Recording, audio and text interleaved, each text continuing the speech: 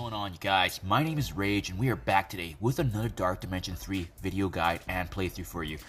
In today's video, we're going to be talking about the characters we're bringing in to Node 6, which is the next node I'm working on right now. It's going to be the exact same 4 characters that I used in my previous Node 5 here, so let's dive right in.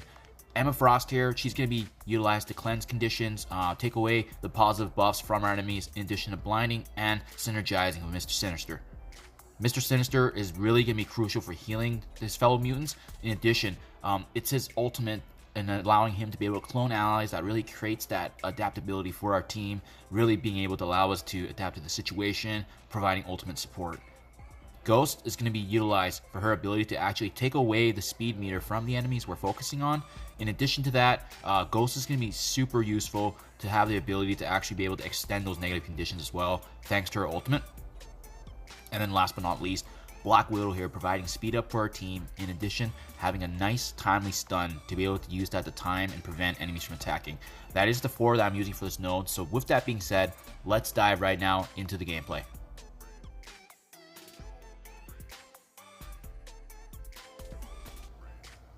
At the time of recording as well, as you guys can see here, unfortunately I didn't actually know about the method where you can save your squads in terms of being able to separate them. So what I should have done is actually separated someone onto the far left of that placement. Unfortunately, that's just how the cookie crumbles, but just a heads up, if you put someone on the left, if you guys also have 4 players, then that way you can prevent that 5th character at least from being chain attacked. So a really important piece here, you guys, we do want to actually go ahead right from the beginning to stun Human Torch. We do prevent his damage like that, so that's really crucial. And keep in mind too, if you don't get the RNG rolling right, I just threw my guys in there as well just to take a hit. So FYI, if they start off like that attacking you, just let them use their ultimates and then attempt again the next day. So not a rush. You're going to see from the beginning, we do go ahead and actually clone Invisible Woman for several reasons. She's going to provide a lot of value for us because she's going to be giving us defense up, offense down, as well as a barrier. So absolutely huge. We're going to need that for the survivability, and that's going to be the game plan here. Almost taking down our Black Widow. Thankfully, she does have the special here to give her the speed up. But with that being said, now that we're actually in this protective state, we do want to always try to take away their buffs, like as you just saw Emma Frost. And now we are going to start our attack order here for reference. So if you haven't already, I am going to talk about this based on how Dutch Rudder was able to provide his reference. So I'm going to put that in the link in the description below. But it's really important to understand which waves are coming at us and how many enemies we can take down before the next wave comes. So the 2 high priority targets in this first wave is going to be Invisible Woman as well as Human Torch. The key thing is we do want to keep Invisible Woman alive. So personally, I do always like to take out the offensive targets first, so that way that does improve our overall survivability. With that being said, another key thing is timing Black Widow to stun characters such as Mysterio, Invisible Woman before they have their turn. And I did fast forward here just to save you guys a little bit of time because we have to take care of Scarlet Witch as well. But with that attack right there, it does take down Human Torch, so that's another target off our back now, and especially with Human Torch out of the way, his ultimate won't be there to impact us. You'll also see now I actually have another Invisible Woman clone, so that's who you should be leaving alive here. Invisible Woman is going to be a great clone to consistently have because we're gonna want more than just 2 on our team to really improve our overall survivability. And you're going to find that as soon as you get 2 Invisible Women's, it does actually get pretty streamlined here in the sense that you can keep constantly activate those defense ups. So we're going to go ahead here. You see all these targets are actually weakened quite a bit because what I've done is with this first wave, I've just allocated damage accordingly. And keep in mind, the next wave does spawn at 22 enemies left. So we can actually take down the Rhino's down now, in addition to the very beginning of Human Torch. So we can still take down 2 more enemies before the next wave drops. And at this point right now, you'll see that I do actually have 3 Invisible Women's now. There's one that's hidden behind Emma Froster. So that's how I've improved my overall survivability, applying the offense down in addition to the defense up on our team. Emma Frost, once again, great for her damage. We're going to save her ultimate there just whenever there's buffs, but additionally, make sure you're activating your special to activate that slow on them because it does buy us extra speed. And Mr. Sinister just being able to activate his special, giving us more buffs on our team. So really creating a really powerful defensive minded team, and we can take our time as we slowly build up our army here. you know, at this point, because we've already taken down Human Torch and the Rhino, I personally don't like Rhino because he does have a taunt and he can get in the way later. So it's really up to you guys. Vision, you can take down as well because he has the ability block. But personally, leaving Scarlet Witch and Invisible Woman isn't a bad idea just because they don't do a lot of damage. Now, because, remember, the Wave 2 does spawn at 22 enemies left, as I said earlier, so that means we can only take down one more. I personally didn't want Invisible Woman carrying into the next wave, but we did clone her, fortunately, 4 times now. So we actually have 4 Invisible Womans on our team right now, and that's going to provide immense value for us because of the fact that she has amazing defense up. We can essentially just chain attack all of them. So finishing them off, you do see that it does actually spawn a Shocker, Namor, and Green Goblin. And the next wave spawns at 18 enemies, which means we can once again take down another 4 enemies here. And if you guys have seen my earlier videos, you know that I'm not a fan of Namor, so I actually do go for him in this video because he does have that that ultimate that's unblockable. So I do go ahead and actually just target him, try to finish him off.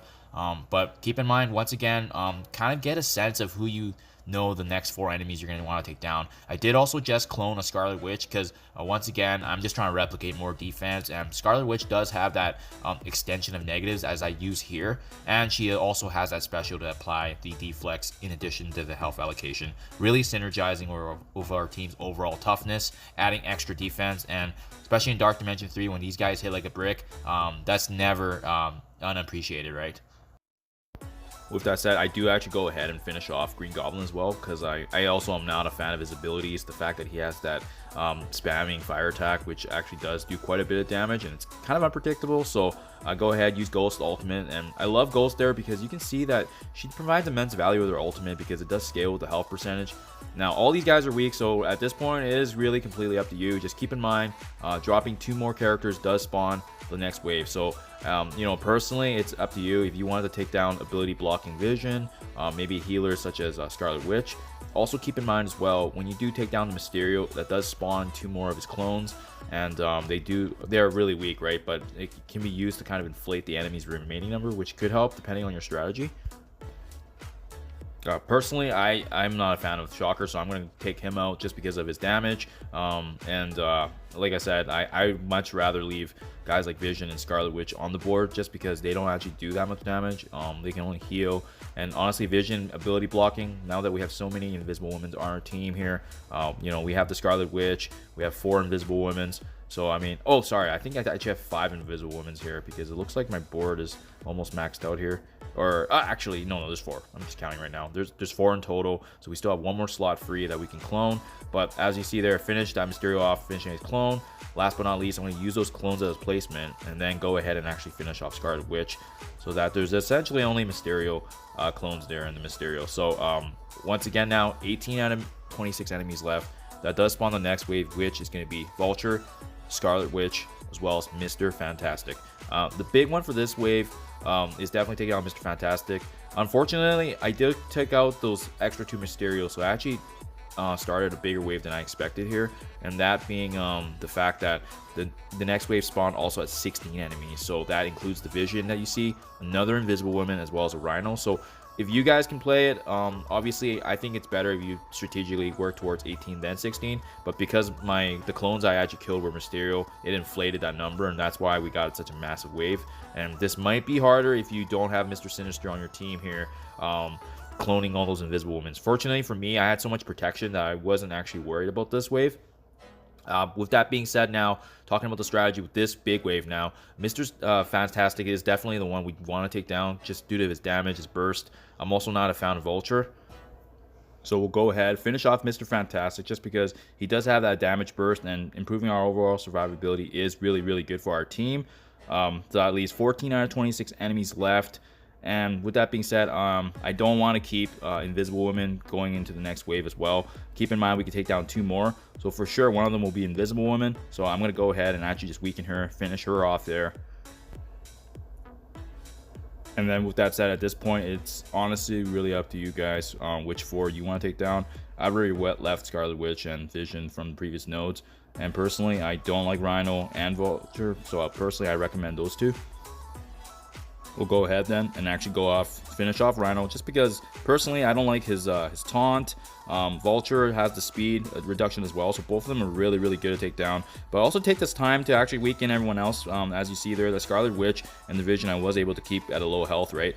With this next wave, this is quite a big sizable wave, but fortunately, once again, our Invisible Woman's coming in clutch with the offense down, and as well as the extra barrier is much, much appreciated. For this next wave here, keep in mind as well, we always want to keep an eye on the next drop, right? So we can take down officially 4 more enemies before the last wave finally drops for this.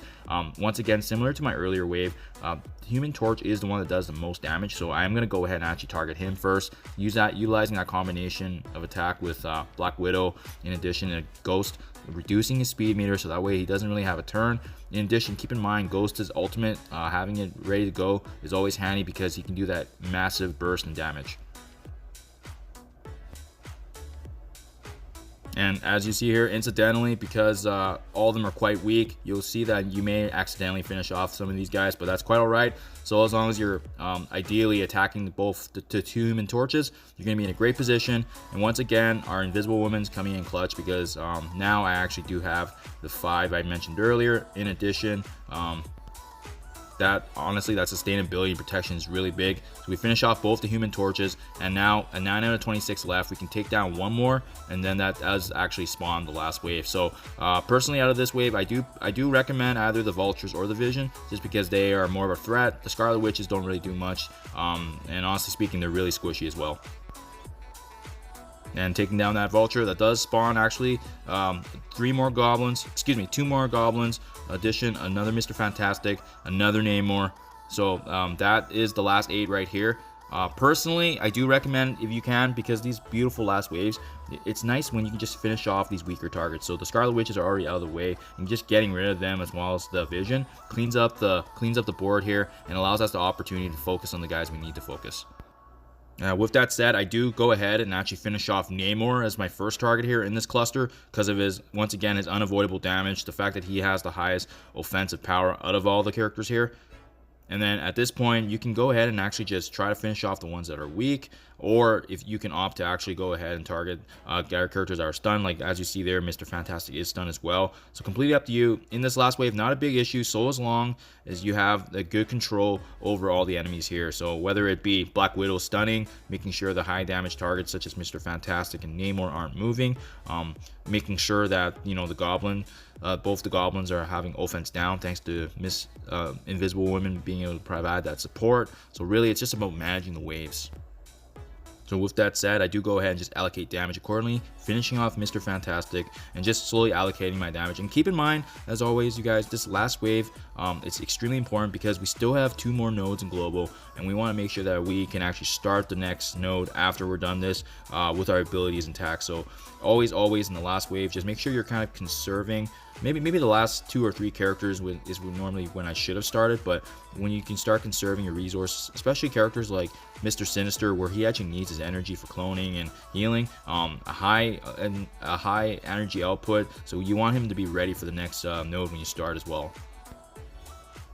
Fast forwarding here just to save you guys a little bit of time here, just because this last cluster is not an issue at all. You can see that we do actually go ahead and finish off Scarlet Witch here once again with the basic abilities, because we don't want you using any of the abilities, especially when we want to attempt the next wave, or excuse me, next node. With that being said, that is my one shot of node 6 officially. And once again, the key MVP was really 2 pieces: Mr. Sinister and being able to clone the Invisible Women's, and in addition to that, Emma Frost ensuring the enemies do not have positive buffs. So you know, really crucial, you guys. I cannot say this enough. As you can see here, my first attack was essentially just to soak the damage, and then really the one attempt was my second attack, really infusing all of those you know, once they use the ultimates in the beginning, it's very crucial, right? And this is just a personal tracker for myself. I started Dark Dimension 3 at 380 days. As you can see, it's only been 5 days elapsed, and so 5 days, node 6. Thank you as always, you guys, and I'll see you in the next one.